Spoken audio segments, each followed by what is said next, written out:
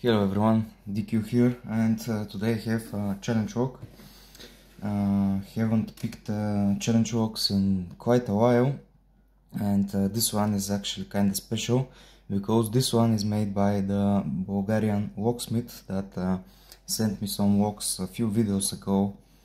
The metal 9-pin dimple, to be exact, the Tour Champions CP 6 and the Mauer DT1, and I also have Gerda Titan from him, but I'm still working on it, so probably gonna see it in a future video. But back to the point, he recently made his first challenge walk. He wants to go for blue belt and probably more belts in the future. This is a 5-pin FAB walk. It has kind of nice beating, very high lift on the last, and it's called Cake. As you can see, the key is working very smoothly, and yes, I'm going to try to pick it. I'm gonna be, let me just angle it a little. I'm gonna be using top of the QI tension. Oh, there is some play here. I'm gonna go with counterclockwise, clockwise I mean, and I will start with GO testing. First pin, second is moving, pin 4 is binding, got a click, 3 is loose, 2 is loose, 1 is loose, so probably 5. Yeah, 5 is binding. I did some manual counter rotation to set it, or partially set it. 1 is loose, 2 is jiggly, small click from 4, small click from 5, now 1 is binding.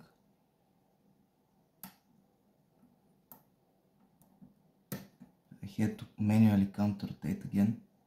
I think I overset it, so I will release the tension. Drop the pins. Okay, I can't seem to reach 5 very well, so I will use deeper hook.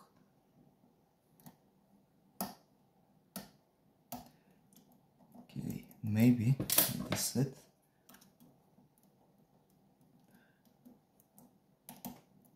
Small click from 3.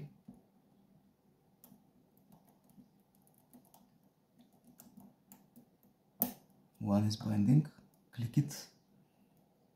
2 is loose, 3 is loose.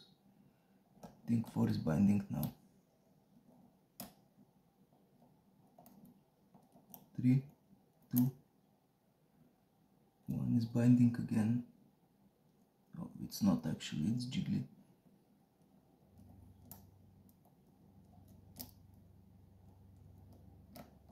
Okay, must be 5. I am starting to use more tension. No, 5 is jiggly, 4 is jiggly. Okay, it was one of the front pins. I'm not really sure which one, but it kind of feels like it must be pin 2. Okay, small click from it, a bit of core rotation. Now I think 5 is binding again, so I'm just gonna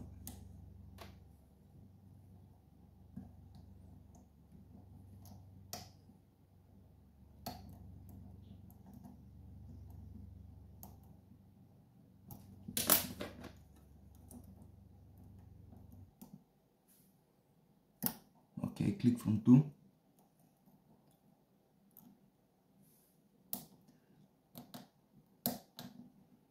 From 4,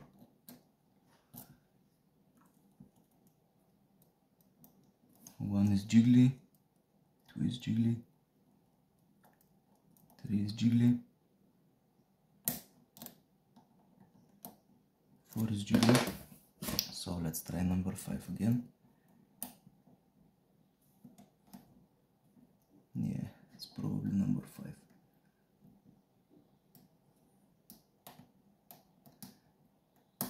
I'm manually counter-rotating as you saw, because that was number 1.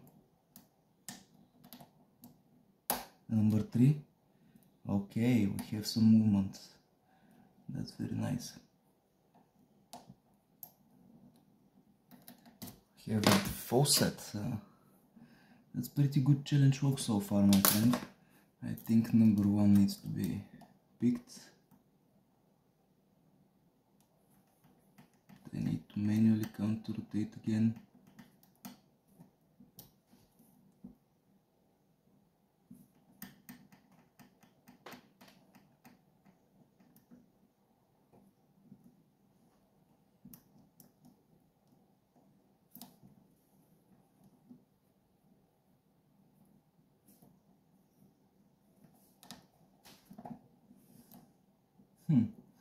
That's pretty weird. No, it must be pin 2 actually.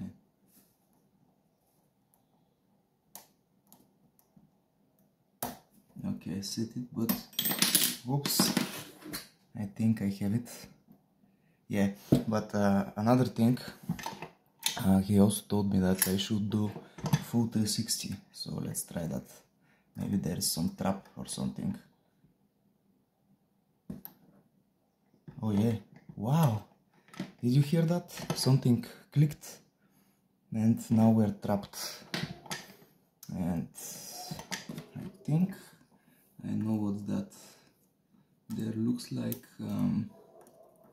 oh yeah, there is a pin here. I need to press. Okay, I think I have it. Yeah, just look now. It works. That's pretty clever. It works itself. And there is like, not sure if you can see it, a pin here that extends and needs to be pressed. So let's press it.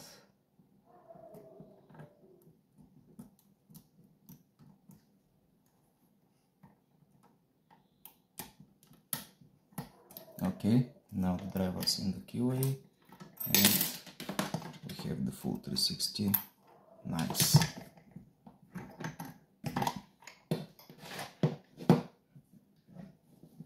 So let's get this work.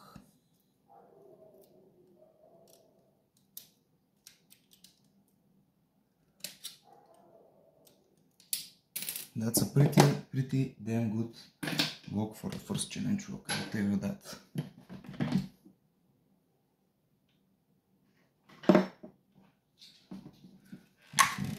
Get a shim, because I'll probably need it.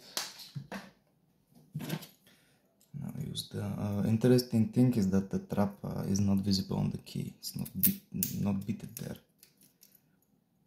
So the trap was on which side again? I have to be careful. So it's on this side. Then I will rotate like this. And there should be like a sidebar thingy on top. So let's see. Oh wow, that's pretty clever. I've never actually think about this, but that's pretty clever way to make the trap. As you can see, he lined it up with pin number 3, and when you rotate it, the driver actually initiates this pin. Wow, that's pretty clever, my friend. I will drop this pin here.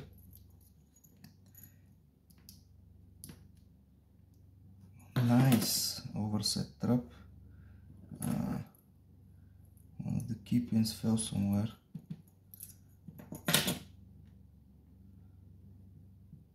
Where the hell did it go?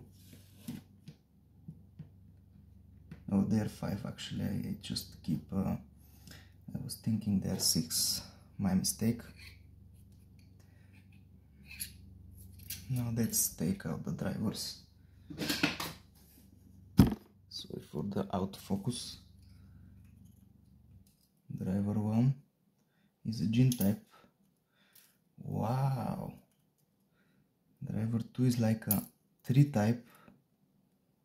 Driver 3 is pointy, and the reason is to be able to initiate the trap.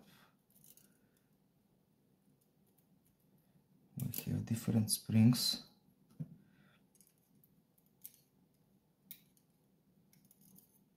We have this. We have a factory spool, I believe.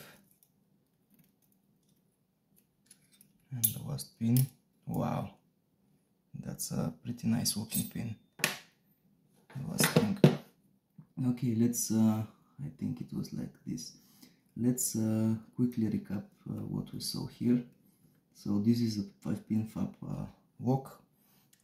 It has a secondary locking mechanism, which is very clever. I think no one has done this exact thing, and I really like it. As you can see, it extends in the keyway, and by having the key inside, it actually pushes it to the shear line. As you can see, it's angled, so it gets pushed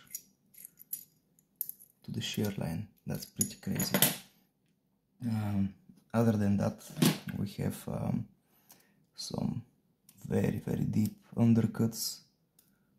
Wow, what is this, man? This is actually I'm not sure if you see, but he put this on the core, like pressed it, this sleeve, and under the sleeve it's milled, so it's like a sleeved core on the Ruko, on the first 2 positions. Wow, that's pretty good challenge lock. The pins, we have torpedo on position 3, we have gin, homemade gin, we have kinda 3 looking pin on position 2, we have this like T-pin which initiates the trap, we have factory spool, and we have this very fancy pin. Not sure what to call it, but your pins look very nice, man, I'll tell you that. And those modifications, those are like, that's not your first challenge lock.